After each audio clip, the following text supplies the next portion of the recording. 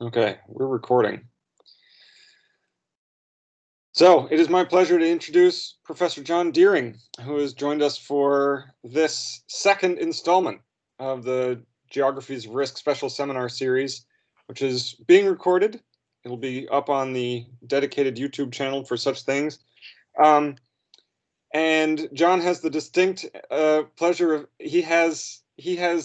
his talk will come out just before his episode airs. So, but you can catch, if you enjoyed this, you will enjoy our conversation, which we recorded a little while back, which was really fun for me. I hope John had a good time too.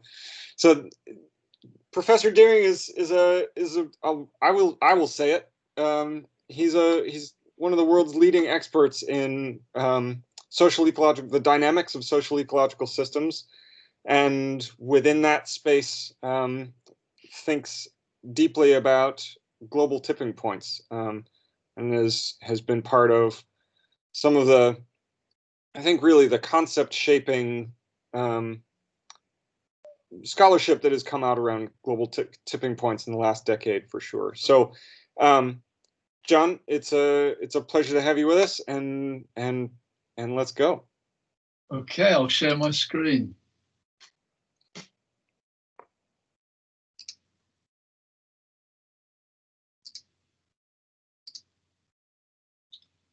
So, can everybody see that? Can you see that, Eli? Yes, I can. That's great. That's good. Okay, so well, thanks, Eli, for that introduction, and hello to everybody who's watching this morning, and people who are going to be watching the recorded version. Yeah, my title is How to Avoid Falling Off a Cliff, Facing Up to Global Tipping Points. And the problem, I guess, is that we're all very aware that, you know, many of the so-called natural global systems around the world, oceans, forests, lakes, they're highly impacted by human activity. That's not new. We've known that for a long time. And indeed, you know, human activity has exploited ecosystems in order that we may live by producing food and fiber and other ecological services that we require. But what's apparent is that many ecosystems and non-living systems appear to be changing rapidly, more rapidly than we perhaps realized until recently, and also in a way that we feel is out of control. It seems that they're passing thresholds, points in the system where they cannot any longer function as they used to.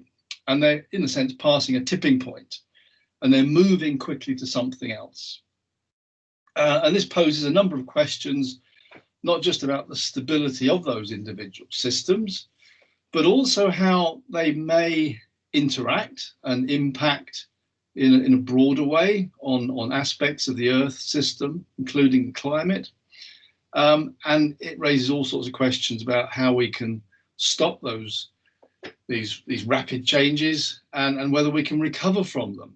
And what I want to do in this talk really is to introduce that problem, but really at the heart of it is to emphasize that our understanding of tipping points is far from complete, and this is really therefore a major challenge for scientists.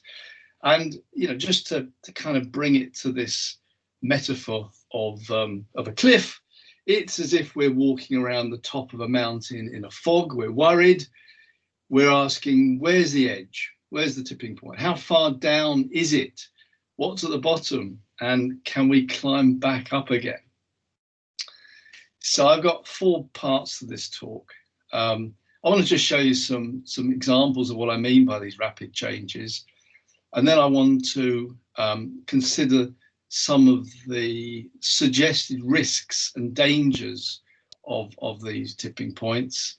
And then I want to kind of show exactly what we understand so far about the theory of why they're happening and how we might avoid them or how we might recover from them.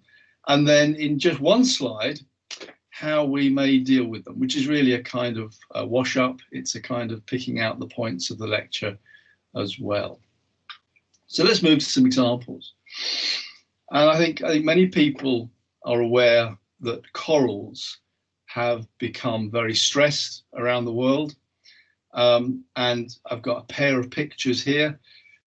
On the left, what we typically expect of a coral ecosystem, highly biodiverse, very healthy, and what we're seeing in many subtropical parts of the world is that we see more this position on the right hand side, where we've got this so-called bleaching, where the polyps, which are the structures, the coral structures, are basically dying as the algae that live within them are being killed off.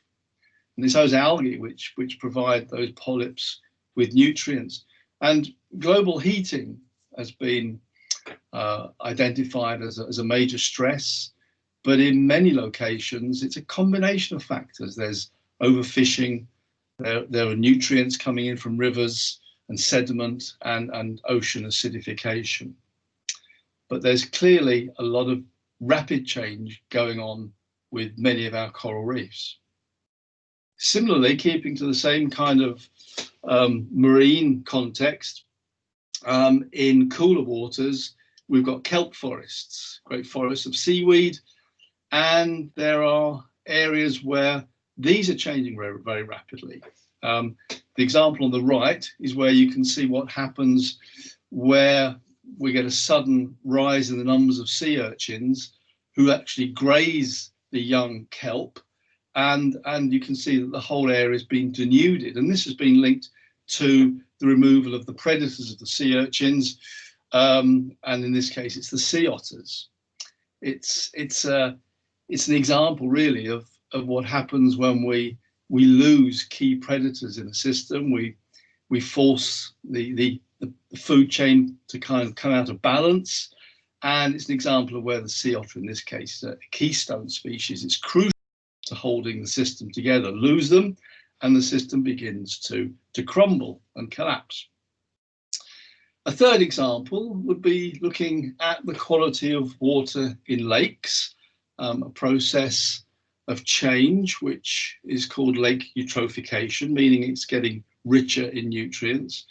And here's an example of one that I've studied in China, Lake Erhai, where before around 2000, the year 2000, the lake was continuously clear water. It was kind of a pristine, beautiful environment, had a diverse vegetation and fish population, but nutrients from agriculture and sewage over time have stressed the system and brought about these high levels of floating weeds and also algal blooms, these cyanobacteria which kind of dominate the surface waters, which can be toxic to not just the living species, but also in terms of drinking water by stocking animals and people. And this whole process of going from clear water to green water, if you like, turbid water, is a much bigger problem than you might realise.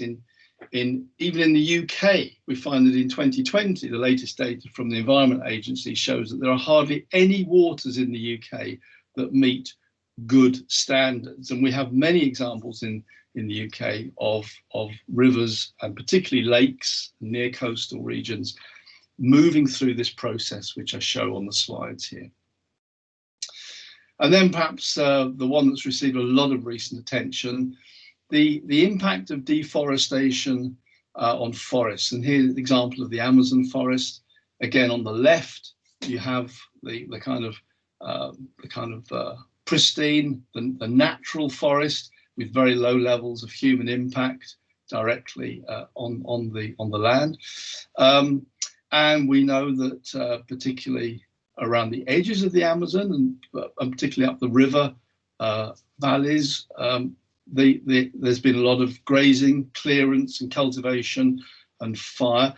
And it's not just the impact where those actions are taking place. What we're seeing now is that there are signs that the whole Amazon is beginning to become affected. As those zones that are impacted become more open and drier, they're actually causing wide-scale regional changes in the climate, in terms of the atmosphere drying out because there's less moisture across the whole region, more erosion causing siltation in rivers, and there's the danger that the whole Amazon is going to start to change uncontrollably because of this kind of mosaic of impacts across the region.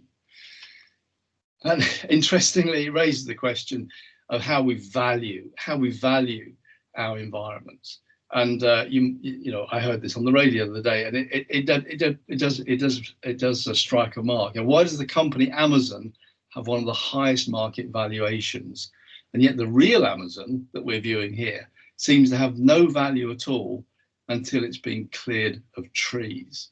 And it says something about the way we are treating our natural environment in terms of the values that we give it, and as a result bring in conservation and restoration that is at the heart of many of our problems, I think.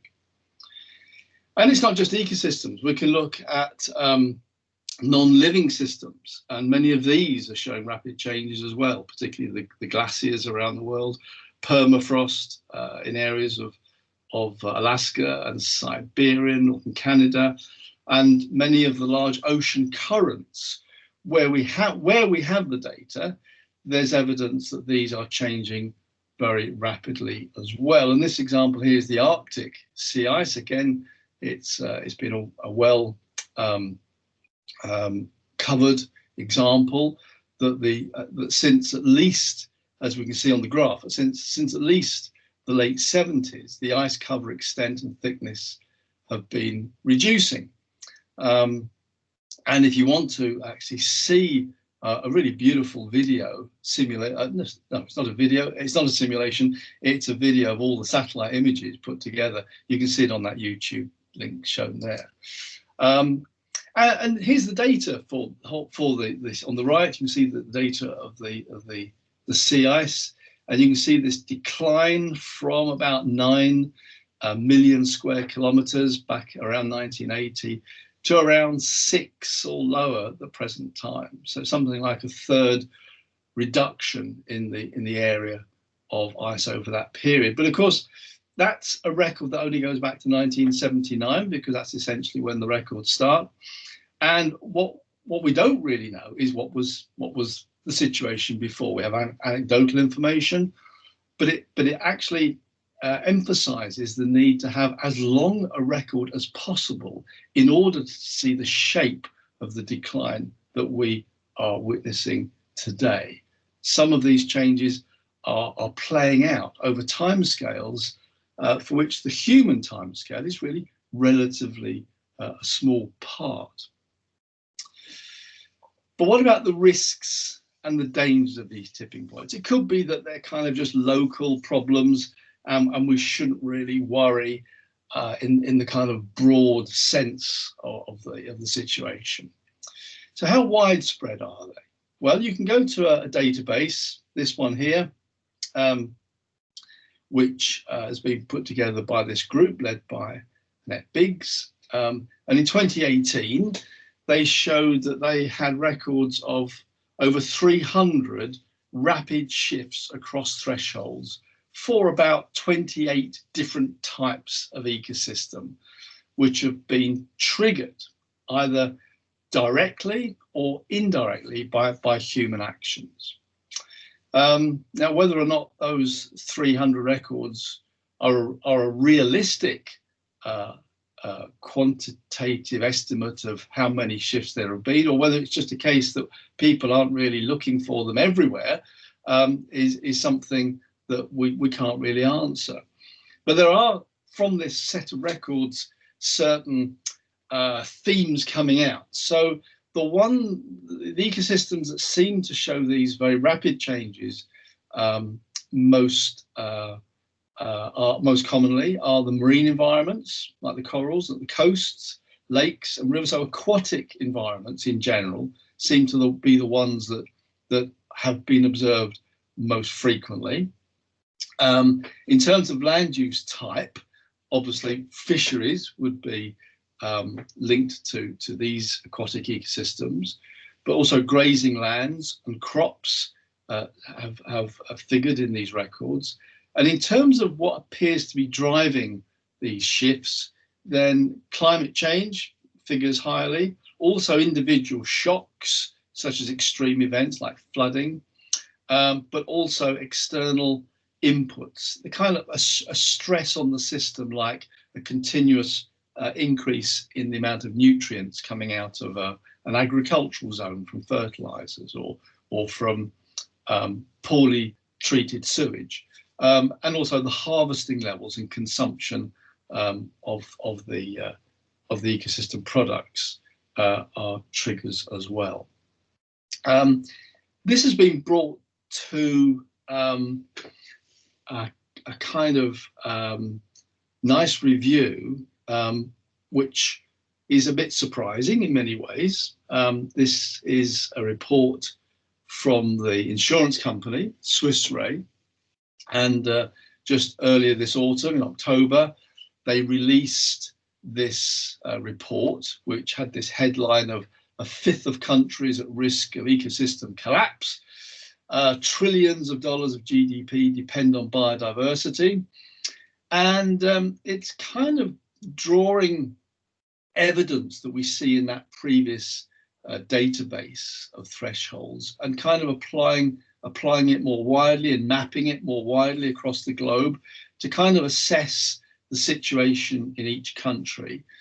And they're doing this, and I think this is the interesting point as much as anything else. They're doing this because they realize now that many of the different sectors which the insurance company are dealing with, like farming, like fisheries, are actually dependent on ecosystems that are increasingly unpredictable in terms of their long-term ability to maintain crop yields or to maintain fish yields, whatever.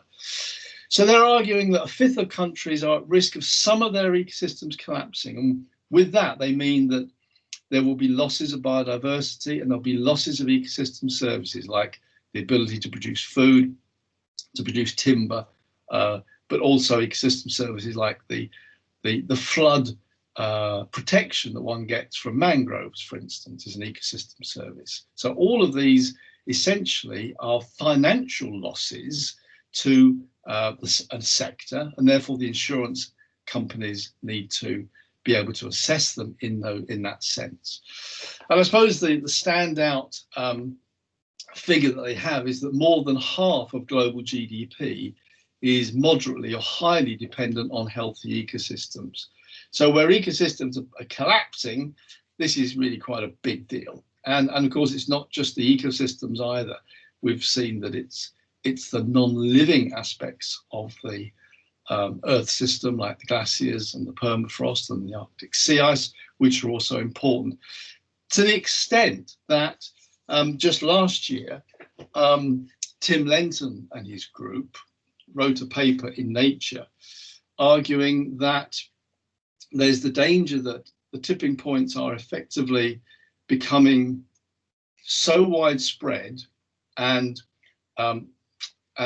so linked up that there's the danger that we could kind of trigger a domino effect in some parts of the world as different kinds of system start to collapse and have a much broader effect on other systems that were previously intact.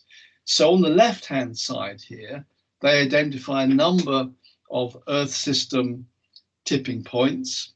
Some of them I've already mentioned. Look, at the top here, we've got the Arctic sea ice, and here we've got the Amazon rainforest, and there's the permafrost as well. And here we've got coral reefs, and they're showing in terms of the red lines how some of them are beginning to influence each other. So not only are these systems collapsing on a local level, they're actually being forced to collapse even faster by the linkage with other systems which are indeed collapsing. So it's a kind of classic domino effect. And I just kind of brought out a little bit of that diagram on the right hand side here. You can see the Arctic sea ice is affecting the salinity of the Atlantic Ocean. The Atlantic Ocean is affecting then the temperature of the seas in the South Atlantic, and that can well affect the climate over the Amazon. And if the Amazon changes, that can affect the whole hemispheric or even global climate, which can then affect Arctic sea ice. So we've got this kind of vicious circle of impacts. And that's the fear that Tim Lenton express in this article, raising the alarm, that we really need to understand the longer term consequences of this uncontrolled level of tipping. So let's see what we understand about tipping points. Let's face up to tipping points in terms of some of the theory and some of the understanding that we have. So we looked at pictures mainly, and I thought that I would just try and bring these together in a kind of simple conceptual diagram, which we've got here, where we've got two axes. We've got on the x-axis, we've got some kind of stress, which is driving our system, and on the y-axis, on the vertical axis, we've got the state of our system. And what we're seeing here in this diagram is basically on the top left-hand side, we've got a state which is normally diverse and complex. This is what we think of in terms of our natural ecosystem.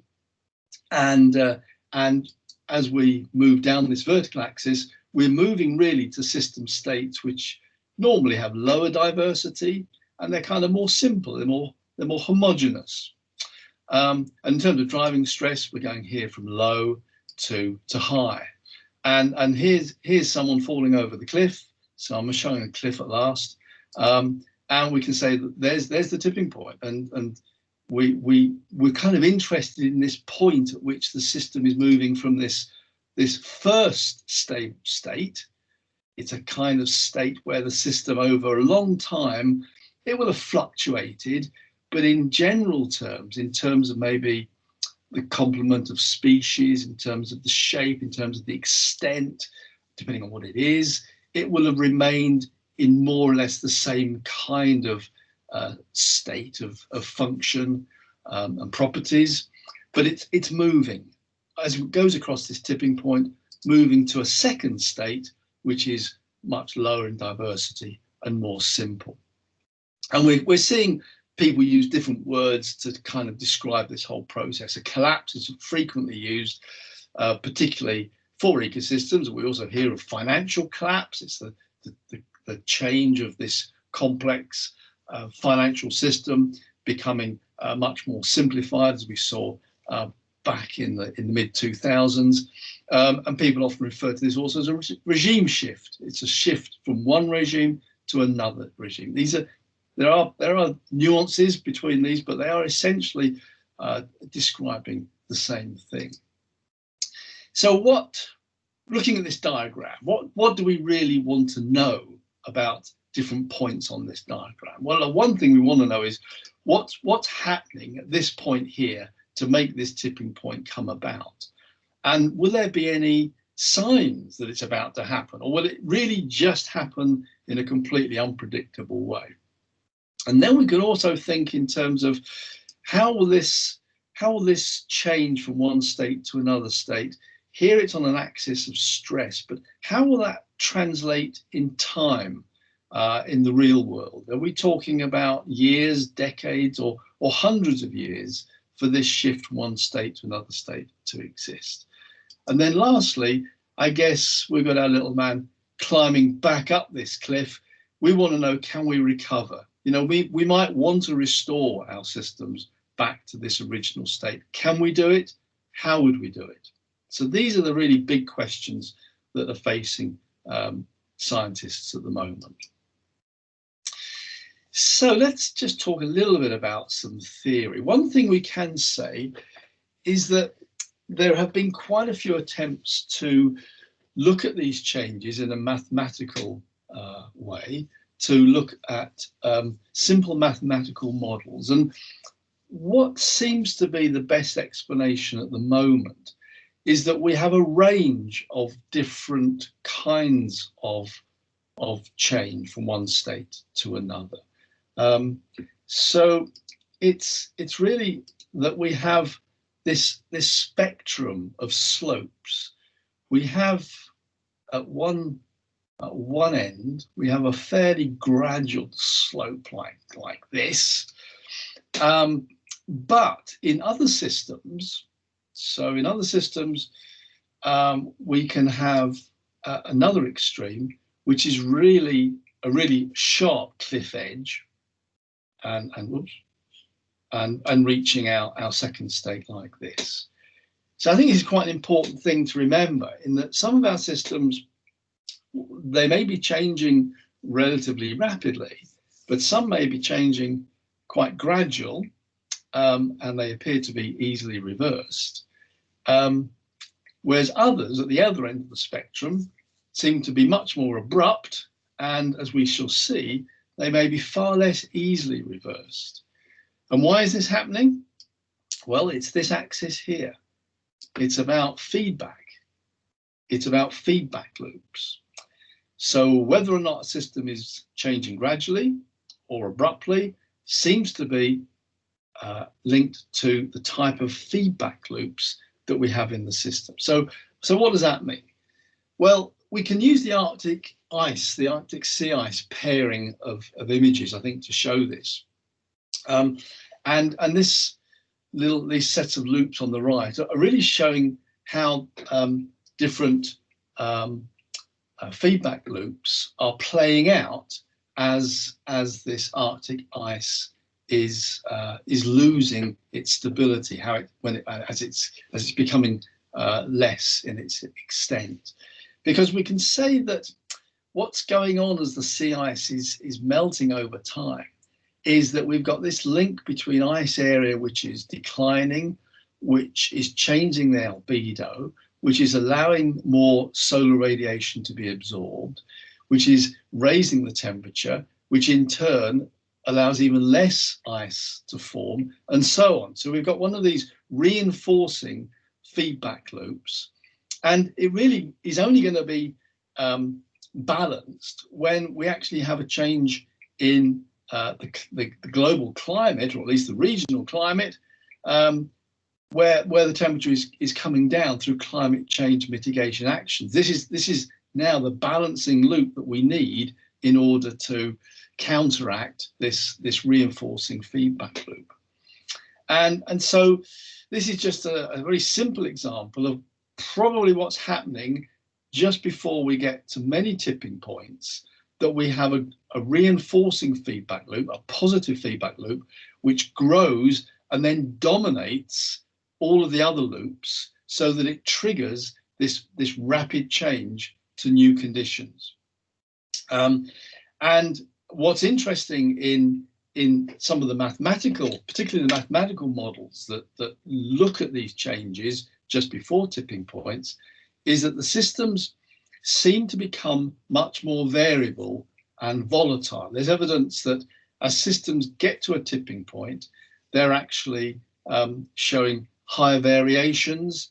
They're a little bit more sluggish and slow to respond to just natural fluctuations in, say, seasonal climate.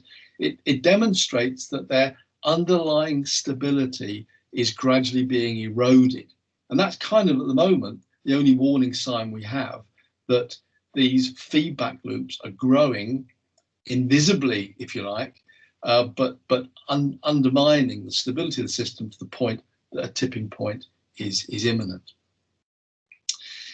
We can also say something about the timescales of these changes.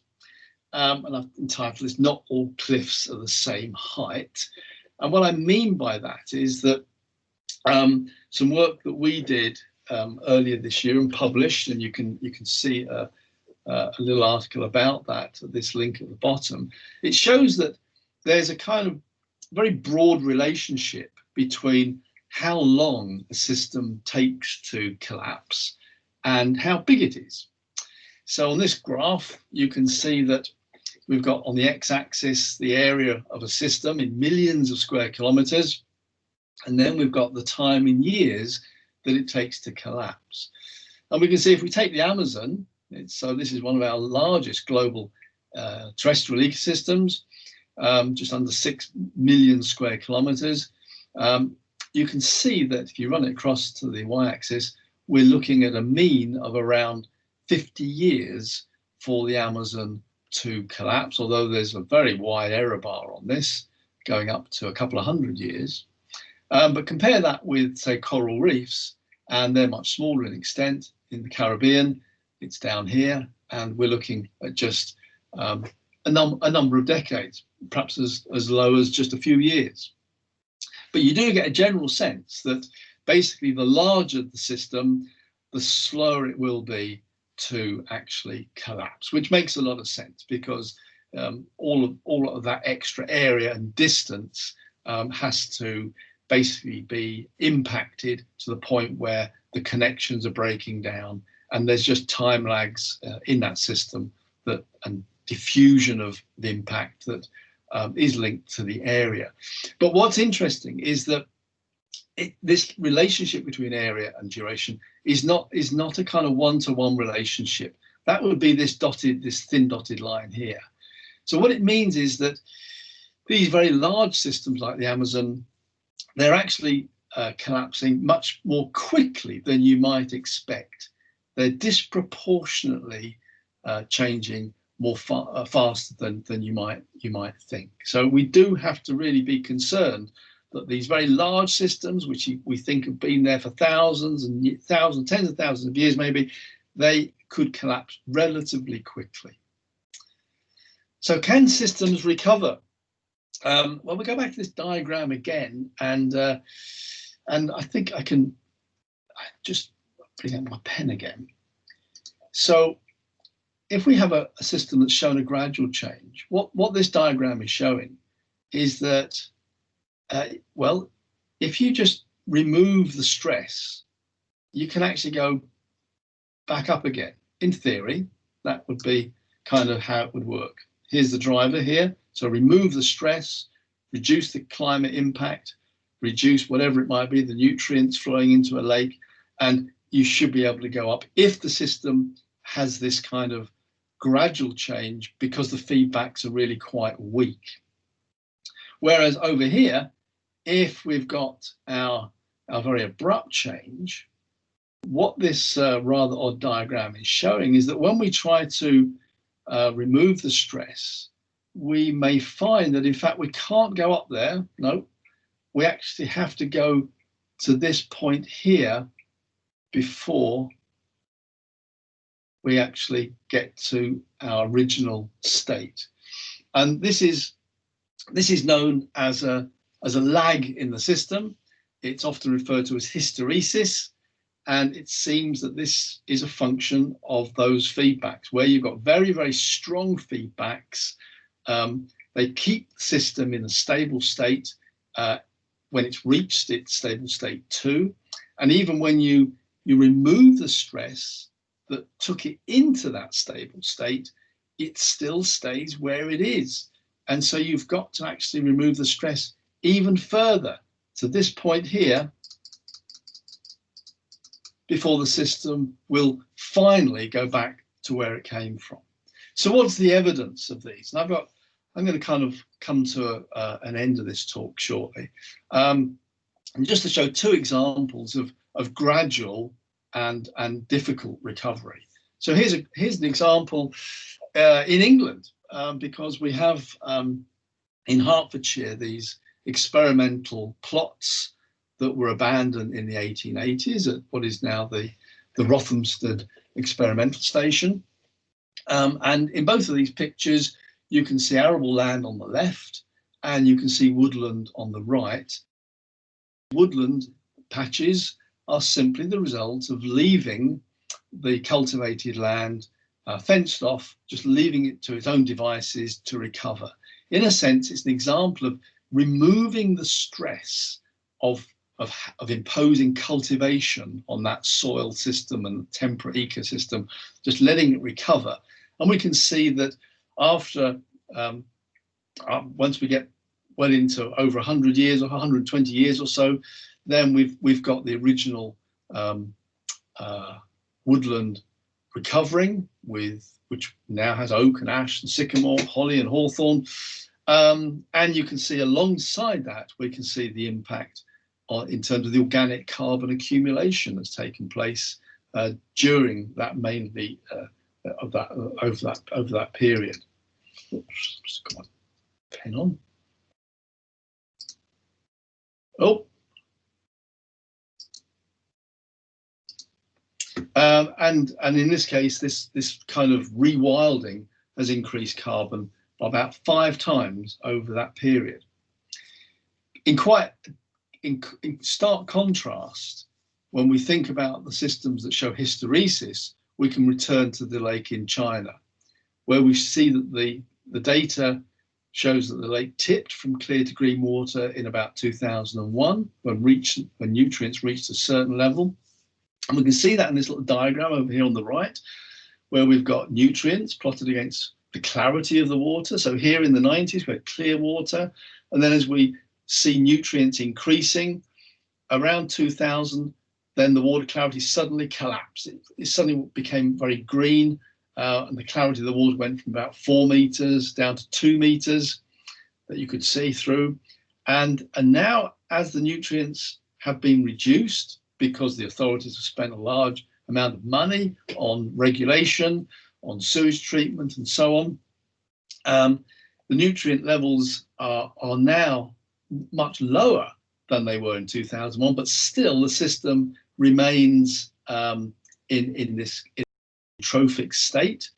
And after more than 10 years, it's still not led to a clear water. There's this lag between the action and the response, and that's caused by effectively very strong feedback loops that's keeping that second state very, very stable. It's very, very difficult to change it. So whether or not this system is actually irreversible, or whether it's just going to take a long, long time to recover, one doesn't really know. But it's an example where the system is a very difficult one to restore, and it may actually be that it is actually irreversible. And that's the great worry. If many of our tipping points that we see are resulting in irreversible changes, we really do have problems for long-term sustainability issues. So finally, I just thought I would just bring some things together in one slide. What can we therefore think about doing? What are the principles that perhaps we ought to be following? So the first thing is, we now have a lot of evidence that the human actions that we see are often creating many unintended consequences for not just where that action is taking place, but for other ecosystems or the wider ecosystems that are far more distant from the point of the initial action. A shift to an alternate state may happen much more quickly than we think, particularly in the very large systems. And a general take-home point is that it may be very difficult for us to recover from those changes. We certainly need to know which systems are close to tipping points and which are far away. That would give us some sense of prioritizing action and intervention. And we also need to identify which have already tipped, and sometimes the lack of records doesn't make this very easy to establish. These are very difficult things to do, particularly in terms of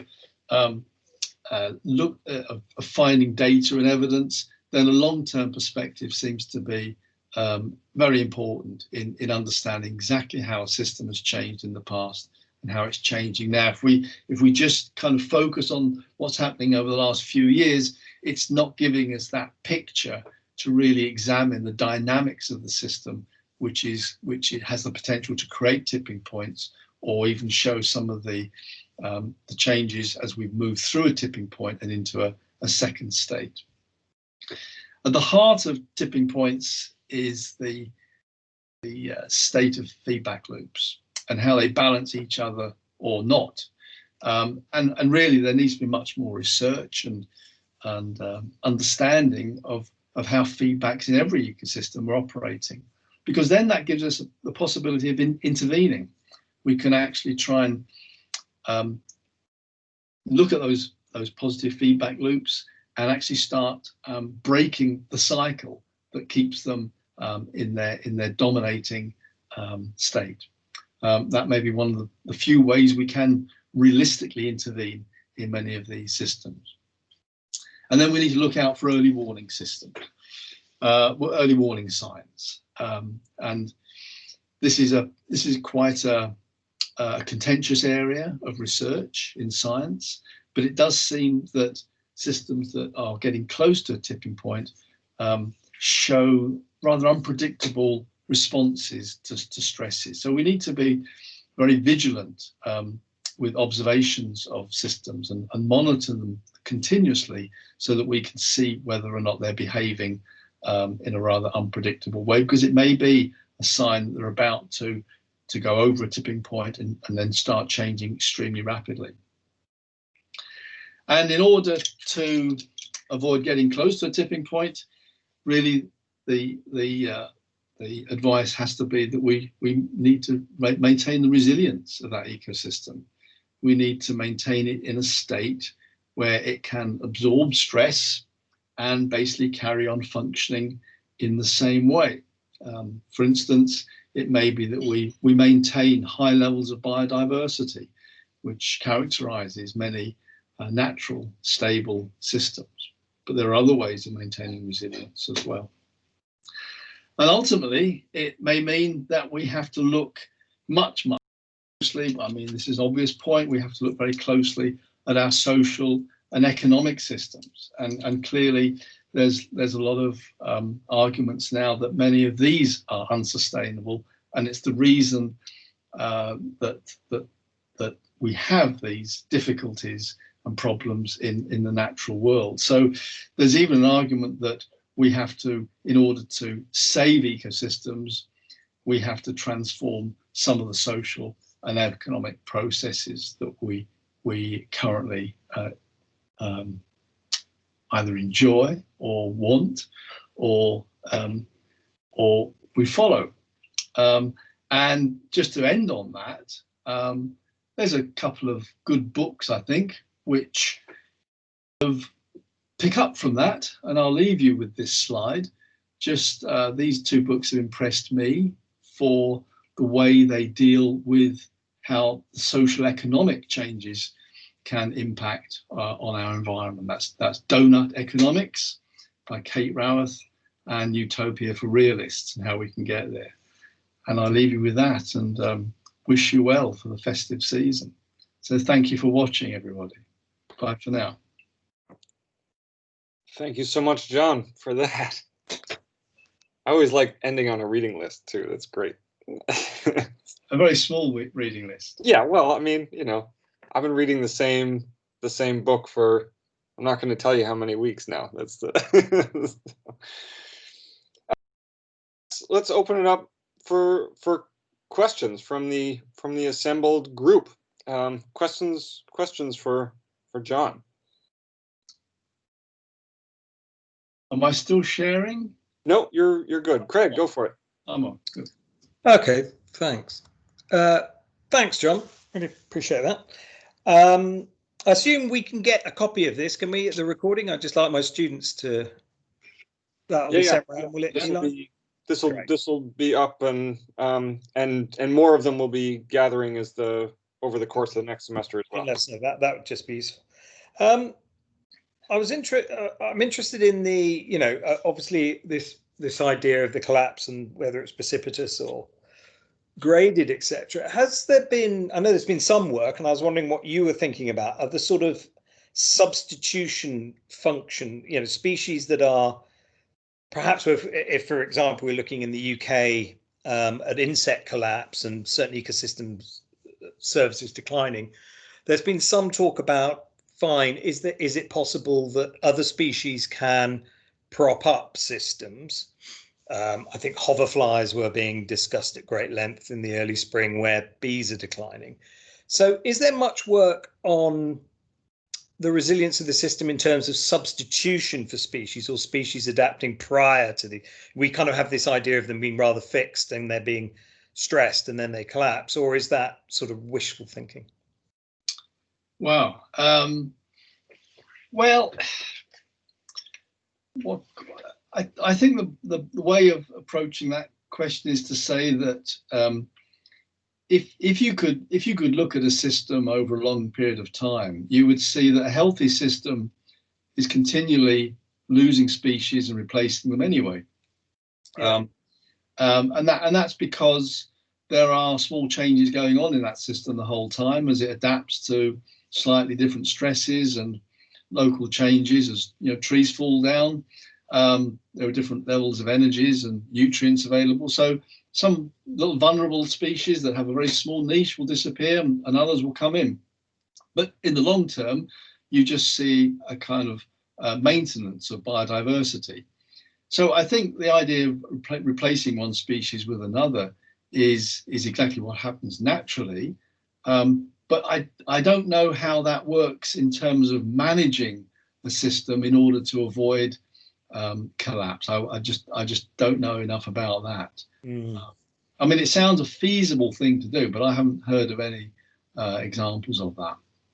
Yeah, I mean, it seems a very simplistic approach. I've just heard people discussing it, but it just seems to me it might be clutching at straws a little bit. But anyway, thank you. That was just interesting.